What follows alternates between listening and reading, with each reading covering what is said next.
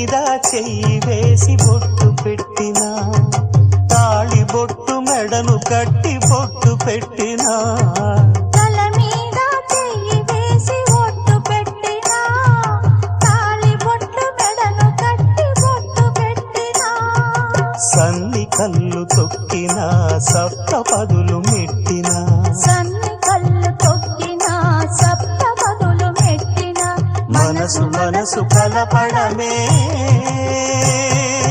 మంత్రం పరమార్థం.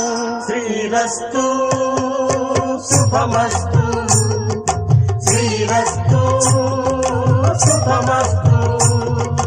శ్రీకారం చుట్టుకుంది పెళ్లి పుస్తకం, ఇక ఆకారం దాచుతుంది